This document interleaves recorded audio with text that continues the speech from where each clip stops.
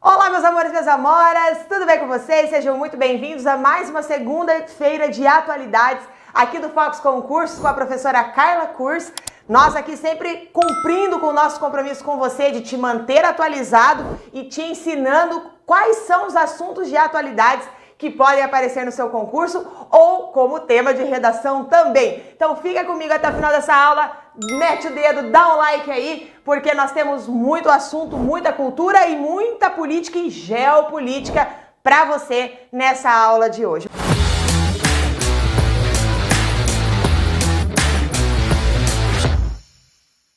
Mas antes de eu começar o nosso conteúdo propriamente dito, não se esqueça de nos seguir nas nossas redes sociais. Então, se inscreva no canal do YouTube do Fox Concursos, vai lá, nos segue no Instagram, todo dia tem muita publicação legal ali. No Facebook, as nossas aulas, muitas delas são transformadas em podcasts, então você pode entrar lá no Spotify, é grátis! Como diz lá, é de grátis, certo? Então você pode lá baixar, inclusive... É legal o podcast porque você pode baixar quando você está num lugar com rede de dados livre, baixa lá e depois você pode ouvir offline, né, sem gastar os seus dados de internet. Bom, também aqui, né, o Twitter e o LinkedIn, ou seja, você tem todos os canais de redes sociais aí, os principais, a gente só não ficou no TikTok ainda, tá? Porque eu pelo menos não sou muito criativa. Gente, então hoje nós vamos conversar sobre o golpe militar em Mianmar. E se você é um daqueles que não faz nem noção, nem ideia onde está Mianmar no mapa, hoje você vai saber e vai conhecer mais sobre esse país que já apareceu em provas da VUNESP, questões da VUNESP, já apareceu em provas do CESP e você precisa entender aí, porque já pensou se você chega lá no dia da sua prova e você não ouviu falar do golpe militar do Mianmar e nem sabe o que é o Mianmar? Bom, o aluno Fox Concursos, para manter a nossa tradição, vai gabaritar atualidades, Então vamos lá. O que aconteceu? O exército, tá, derrubou um governo eleito, olha, vai vendo a treta. O exército derrubou o governo eleito, prendeu os líderes políticos, tá, e fechou o acesso à internet, e a galera tá sem zap, tá? E também suspendeu os voos ao país. Então, hoje eu vou te explicar quem é quem nessa crise política do Mianmar. Já peço desculpas porque o meu birmanês, né, que é a língua, acho que eles falam lá no Mianmar, né, ele não é muito bom, então na hora de pronunciar os nomes da galera lá vai ser meio complicado. Mas enfim, você vai ver porque que é complicado, tá? Mas a questão é o seguinte, para quem vê de fora, principalmente a gente aqui do Ocidente, é difícil entender por que os militares birmaneses, né, tomaram o poder, já que eles tinham ascendência sobre o governo civil. Você vai falar assim, mas meu Deus do céu, o que aconteceu lá? Por que eles tomaram o poder? Então eu vou te explicar isso, entre outras coisas, mas antes, como eu sou professora de geografia, é óbvio que eu preciso de um mapa, né? Quando a gente vai estudar geopolítica, necessariamente a gente precisa de mapa. Então nós temos aqui o Mianmar, tá? Mianmar eu já vou te explicar, mas é a antiga Birmânia, tá? Antiga Birmânia. Ixi, professora, nem Birmânia eu sei da onde que é, né? Você vai entender por que eu tô falando o governo birmanês, enfim, né? Mas você tá falando Mianmar e o governo birmanês, que história é essa? É porque antigamente chamava-se Birmânia.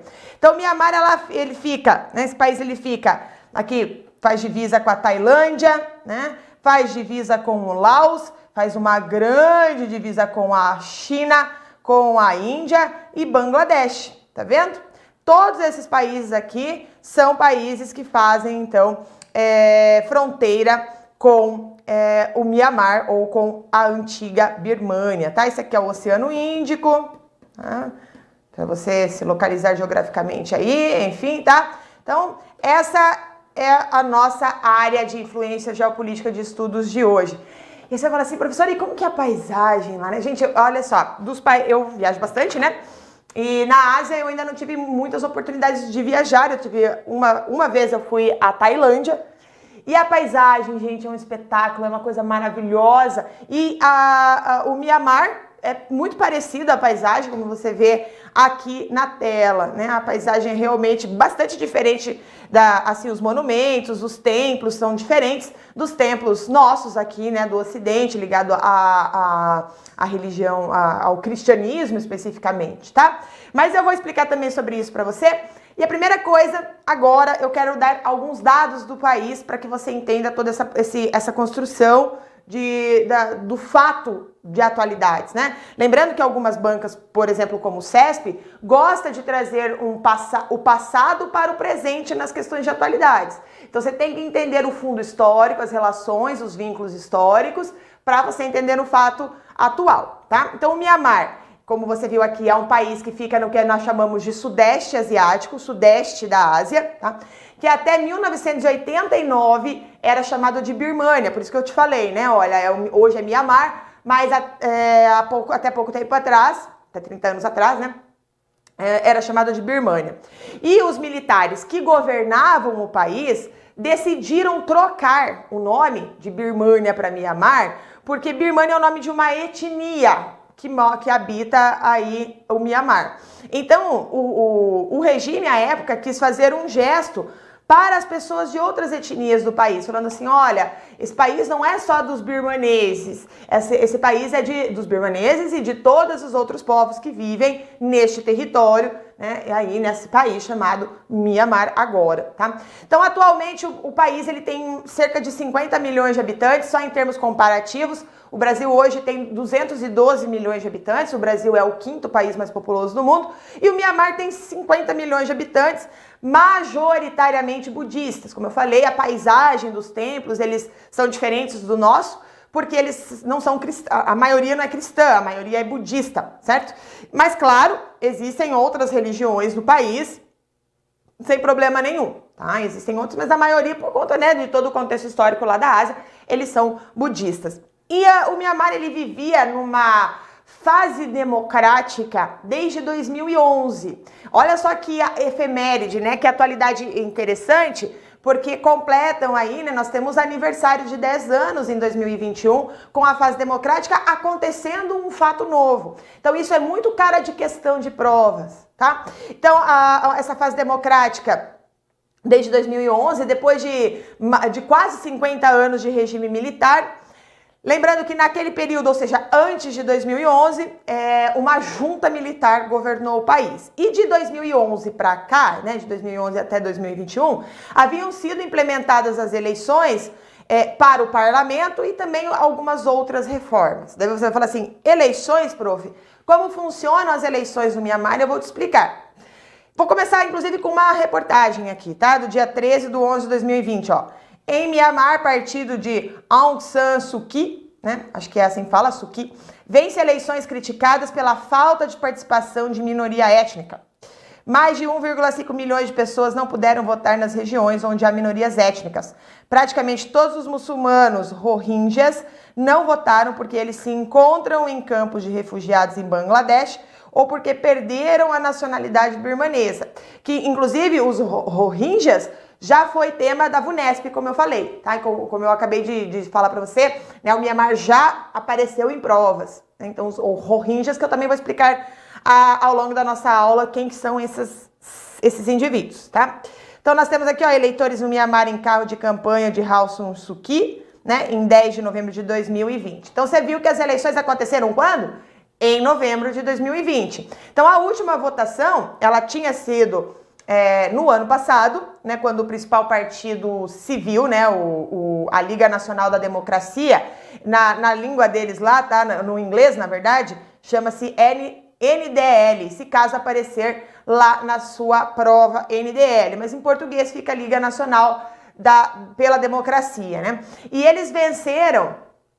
Esse partido civil venceu com 83% dos cargos em disputa e o novo parlamento agora iria aprovar o novo governo, tá? Isso que ia acontecer. Então os militares, quando teve essa eleição, enfim, esses resultados, eles se recusaram a aceitar o resultado, alegando que houve enormes irregularidades nas eleições legislativas de novembro, que eu mostrei para você agora a reportagem.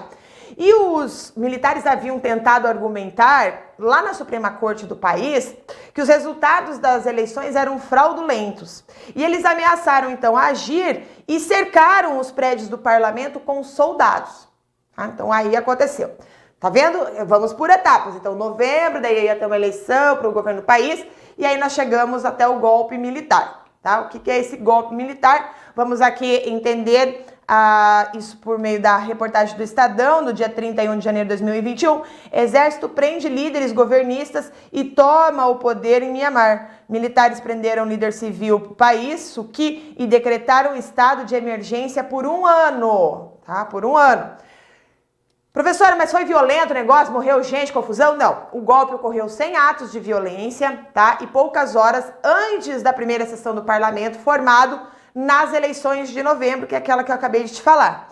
Então, o que os militares fizeram? Eles bloquearam as estradas ao redor da capital com tropas, né? Caminhões, veículos blindados, né? Enquanto os helicópteros militares sobrevoavam a cidade e derrubaram um sinal de internet e telefonia móvel em todo o país. Tá? Então esse golpe militar, né, ele foi anunciado em uma estação de TV que pertence aos militares, né, tá vendo? Pertence aos militares, e aí um apresentador citou a Constituição de 2008 deles, que permite aos militares declarar uma emergência nacional. Tá? Então olha lá, tem que cuidar muito aqui, porque a gente não pode olhar a Birmânia ou Mianmar com os olhos das nossas leis, dos nossos costumes, tá bom? Então vamos entender todo esse processo, né? Então o estado de emergência permanecerá, como o Estadão aqui publicou, né? Por 1 ano. Bom, feito isso, rapidamente os militares assumiram o controle de toda a infraestrutura do país, suspenderam as transmissões de televisão e cancelaram os voos domésticos e também os voos internacionais. Então o país está parado, sem comunicação, nem de internet, nem de nada, e nem de televisão e nem também de transportes. Então o acesso à telefonia e à internet foi suspenso, como eu falei, em todo o país, e o mercado de ações e os bancos comerciais também foram fechados. Em Yangon, né, que é a maior cidade e também já foi capital do país, não é mais, mas já foi capital do país, os residentes correram. Isso é uma coisa, parece que acontece no mundo inteiro, né? O que você acha que a galera fez, né? Correram para o supermercado, né, para comprar alimentos e outros suprimentos, né, com medo aí de acabar tudo. Enfim, agora nós vamos falar da Suu Kyi, né? Eu não vou dar o Aung San Suu Kyi. Falei para vocês que meu birmanês não era bom. Bom, eu estou falando dessa mulher aqui, né? A líder civil do Conselho de Estado em Mianmar, Suu Kyi, em imagem de arquivo, tá ela aqui, mas eu tenho uma outra, isso aqui ó, de 2016, mas nós temos aqui uma outra foto dela, né? Uma outra imagem dela aqui de 2010. Vou contar um pouquinho então da história de Suu Kyi para você. Ela, como aqui a imagem que eu te mostrei, ela é conselheira de Estado do Mianmar, que desde 2016 divide o poder em um arranjo de coabitação com os militares. E ela foi presa no dia 1º, tá? No dia 1º de fevereiro de 2021, dando início, inclusive, ao que o seu partido, que é a Liga Nacional para a Democracia, que eu acabei de mostrar para você, classificou como um golpe de Estado. Então, ela foi Prêmio Nobel da Paz em 1991, isso é bem cara de questão de atualidades, tá? Ela foi Prêmio Nobel da Paz por sua luta pela defesa da democracia no Mianmar, ou seja, nesse país do Sudeste Asiático. Isso que, inclusive, deixou publicada uma carta que foi difundida nas redes sociais, na qual ela exorta o povo do Mianmar a não aceitar a ação dos militares, tá? E Suu Kyi era, para você entender mais o papel dela, ela era, na prática, a líder do país desde 2015, né? E oficialmente o cargo dela é de presidente do NDL, que é o Partido Civil, né? O Partido Geral aí. Qual que é outra característica dela, além de ser Nobel da Paz, além de ser líder, né, do partido e na prática ser a líder do país, é porque ela é filha de um herói da independência do país, né, o general Aung San. E durante o período militar, a Suu Kyi ficou, inclusive, presa. Ela ficou presa, gente, 15 anos, tá? Ela ficou presa, veja, ela ganhou o Prêmio Nobel da Paz, como eu falei, em 1991. E deixa eu falar assim, mas então ela estava na cadeia? Sim, ela estava, na verdade, numa prisão domiciliar, mas ela estava presa. E ela saiu da prisão somente em 2010. Depois de sair, ela tornou-se líder do país, como você já deve ter deduzido aí. Então, no poder, ela se aliou aos militares, né, para conseguir aí uma minoria étnica do Mianmar, que são os Rohingyas, né, que os Rohingyas é um povo muçulmano que vive no Mianmar. Lembra que eu te falei no começo da aula que a maior parte da população é budista? Pois é, mas os Rohingyas são muçulmanos. Tá? E em 2019, inclusive, ela foi a representante do país em um julgamento em uma corte internacional de justiça. Por quê? Porque o Mianmar é acusado de fazer limpeza étnica. Então isso já apareceu em prova também, que está acontecendo uma limpeza étnica no Mianmar. Então, às vezes a gente fica aqui, né, pensando que o mundo parou por conta da Covid-19 e tal, mas você pode observar que muitas coisas continuaram acontecendo, os problemas internos continuaram e se acentuaram muitas vezes, tá? E, inclusive, no Mianmar, né, no país, há quem acredite que Suu fez uma concessão aos militares ao cooperar com eles para tentar fortalecer a democracia no país. Então foi assim, nesse contexto todo, que no dia 1º de fevereiro, ela pediu para que a população não aceite o golpe de Estado feito pelos militares. Tá, prof, e quem do grupo dos militares que é o líder dessa parada toda? Então nós temos aqui o general Min Aung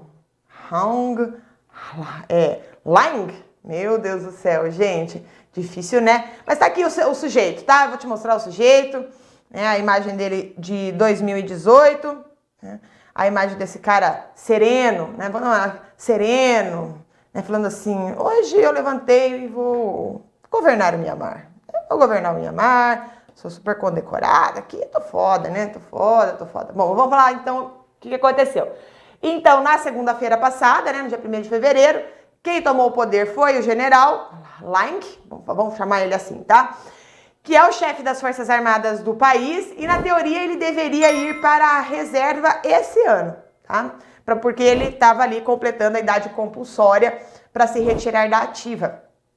E mesmo depois do fim do regime militar que se deu em 2011, que eu já te falei, as Forças Armadas nunca ficaram sob o controle do governo civil, né? Eles ficaram muito tempo no poder, então eles não efetivamente ficaram no controle do governo civil, e nos últimos anos o exército controlado pelo Hlaing, né, empreendeu campanhas aí contra essas minorias, como os Rohingyas, os Sans, os Kokang, né, que, como eu falei, são vários grupos. Então esse general, ele foi presidente, inclusive, de 2 grupos empresariais que tinha poder, inclusive, para nomear chefes de polícia, os órgãos responsáveis pelos controles das fronteiras e tudo mais, tá?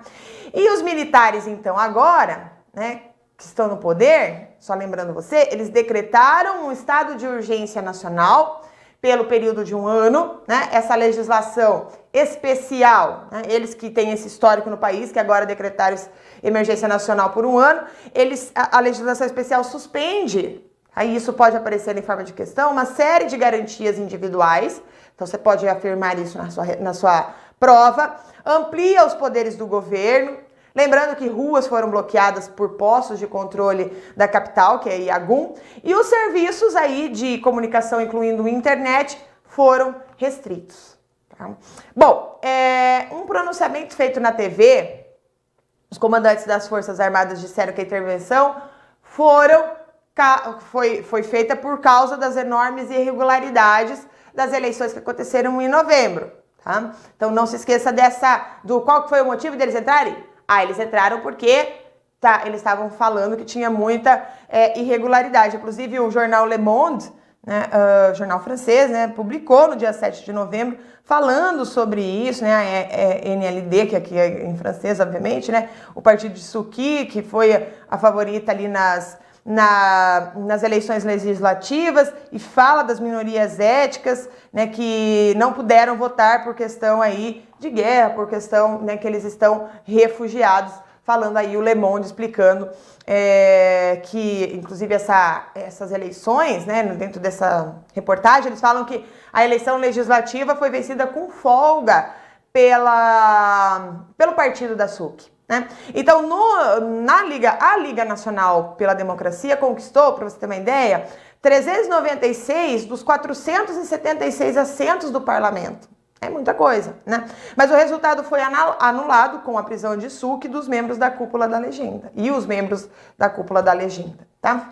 Então, Então, professora, mas eu ainda não entendi bem esse arranjo político de Mianmar. Então, eu vou explicar um pouquinho melhor para você que o Mianmar, ele vive hoje num sistema híbrido, quer dizer, vivia até dia 1º, né, de fevereiro. Vive num sistema híbrido que combina uma tensa coabitação entre militares e civis no controle do governo. Que esquisito isso, né? Você pode já imaginar que isso não dá muito certo. Então, aquela eleição legislativa de novembro de 2020 foi apenas a segunda realizada no país desde o último período da ditadura que vigorou aí 49 anos, ou seja, de 1962 até 2011. E a Suu Kyi vinha assumindo esse papel crescente, né, no que parecia ser uma transição lenta, muito lenta, né, mas sustentada ali na direção de um sistema democrático, um sistema de governo, como ela defendia, plenamente democrático em Mianmar no futuro. Então essa tendência foi revertida, obviamente, com a detenção de Suu Kyi. E o general Myint Sui recebeu o título de presidente interino, né, mas o cargo tem um valor honorífico, porque na prática o controle do executivo, né, do legislativo e também do judiciário do Mianmar passou a ser concentrado nas mãos do general Lang, que é aquele carinha lá que eu mostrei para você na foto, que se tornou o homem agora mais poderoso do país. Tá? Então essa é a questão da trama política. Professora, você falou dos Rohingyas, que já apareceu em provas da VUNESP, apareceu em provas do CESP. Quem são eles, afinal de contas? Entendi que eles são muçulmanos, mas fala um pouco mais sobre eles e eu vou, então, conversar aqui com você. Porque os Rohingyas, eles viveram por décadas num estado chamado Rakhine, tá? Sobre políticas de discriminação racial, muito parecidos com o apartheid da África do Sul, né? Aquela coisa de divisão. Né? Aqui tem o bairro dos Rohingyas, aqui é o dos demais.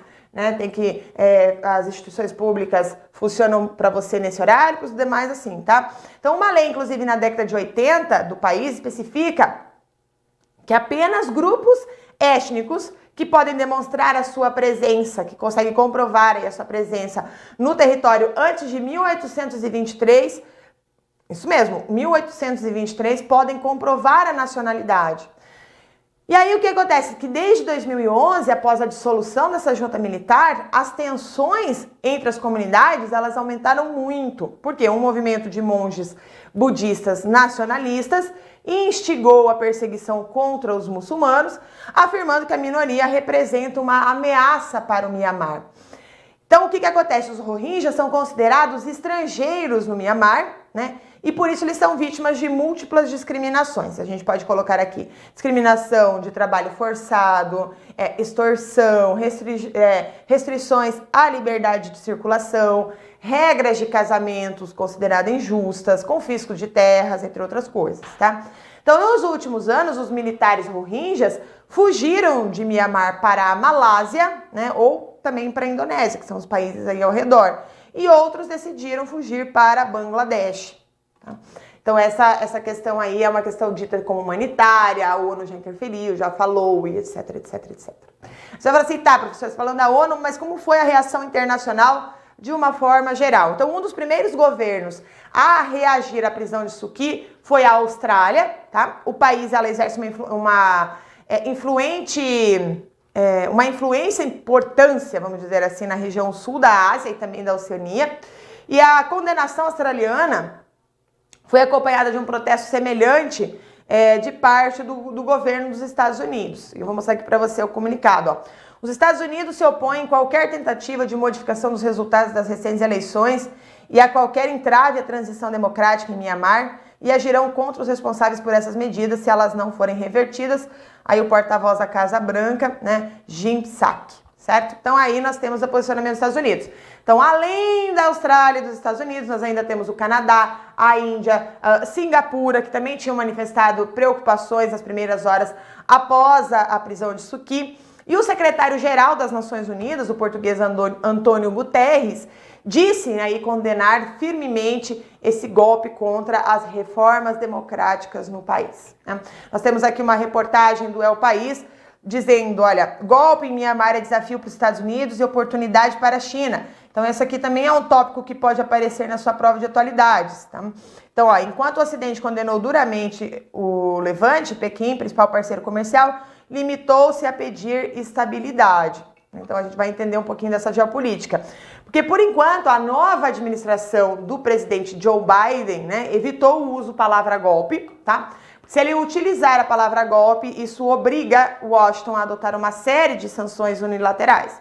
Então a Casa Branca parece estar mais inclinada a ações consensuais aí com outros países afins, entre elas inclusive o Conselho de Segurança da ONU, né, possa adotar. Mas se os Estados Unidos defenderam a imposição de sanções contra o Mianmar para transformar esse país num estado pária, né, até o início de um processo de transição democrática em 2011, a situação é muito diferente agora, né, 10 anos depois, porque a sua capacidade de pressão é muito limitada. Porque apesar de uma década de abertura, as empresas norte-americanas são atores relativamente modestos na economia birmanesa, né?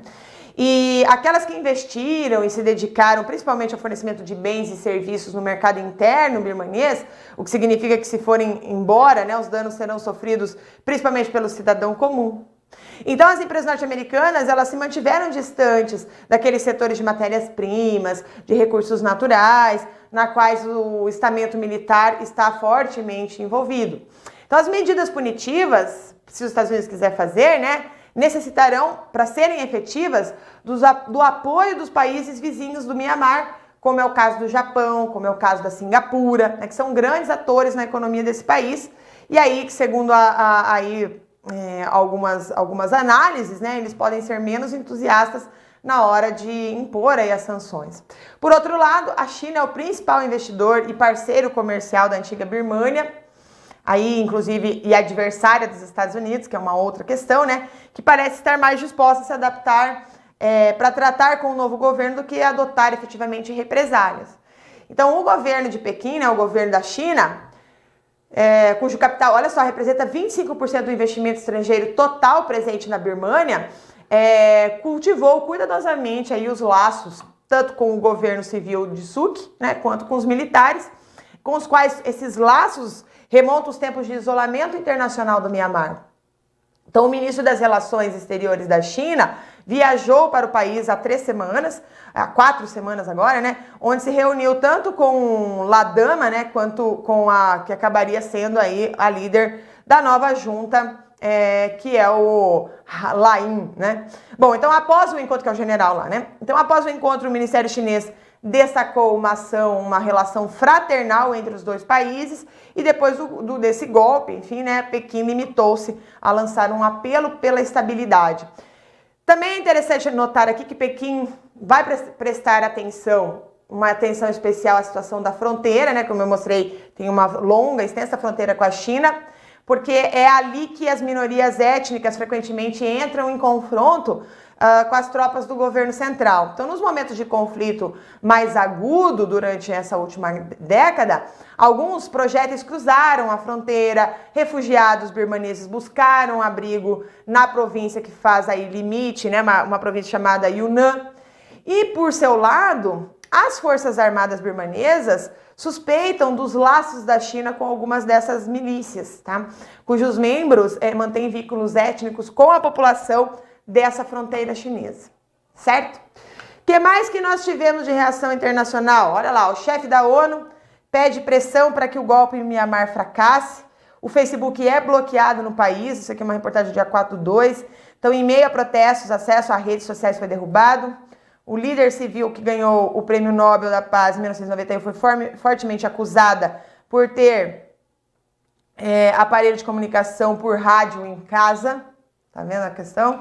Aqui o Brasil também, né? A Agência do Governo, publicou também no dia 4, ó. Junta de Mianmar reprime oposição ao golpe com bloqueio ao Facebook. O WhatsApp também foi bloqueado inicialmente até domingo, sem Zap Zap, gente, olha aqui. Então, o Ministério da Comunicação e Informação diz que o Facebook, usado por metade dos mais de 53 milhões de habitantes, ficará bloqueado até domingo, porque os usuários estão espalhando fake news e desinformação e causando mal entendidos. O aplicativo de mensagem WhatsApp, que é propriedade do Facebook, também foi bloqueado. Funcionários de hospitais do governo pararam de trabalhar na quarta-feira ou usaram faixas da cor vermelha do NLD. Então, em reação, o Exército anunciou nessa quinta que as pessoas podem receber tratamento em hospitais militares. E as imagens compartilhadas nessa quarta-feira mostram os funcionários do Ministério da Agricultura se unindo à campanha de desobediência também.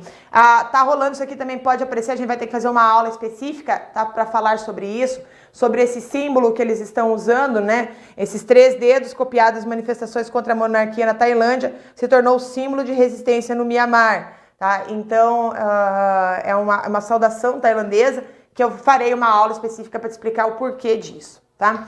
Também aqui, Mianmar detido o conselheiro econômico australiano, né, de Suu Kyi. Então aí para você ver como que foi divulgado, ó. China bloqueia a declaração da ONU condenando o golpe do Mianmar. Então aqui foi publicado pela UOL, né? E olha só, o governo está perplexo e estupefato com o vazamento de um documento interno de discussão do Conselho de Segurança da ONU, né? Nós também temos aqui, ó, Twitter condena a ordem de bloqueio em Mianmar, aqui no dia 6 de fevereiro de 2021. A Isto É também fala, né, Itamaraty monitora a situação de brasileiros em Mianmar. O Ministério das Relações Exteriores informou que os brasileiros em Mianmar estão em segurança e orientou que eles permaneçam em casa. Ontem, né, dia 1º de fevereiro, o exército do país asiático declarou estado de emergência e assumiu o controle do país por um ano após deter a chefe de governo, Suu Kyi, tá? Bom, então é isso. Nós voltaremos para falar do Mianmar aqui, né, para falar dessas questões culturais, o porquê desse símbolo, certo? Mas que é importante, é bem relevante para sua prova, mas nós não conseguimos trabalhar todas as coisas em 30 minutos, mas logo já vem mais uma aula sobre isso. Gente, um grande beijo, uma excelente semana para você, Deus te abençoe, estudem muito, tá, para a sua prova, que tem muita prova acontecendo aí que vai rolar nos próximos meses e eu quero que você brilhe, mas você brilhe muito, certo? Beijos e até mais!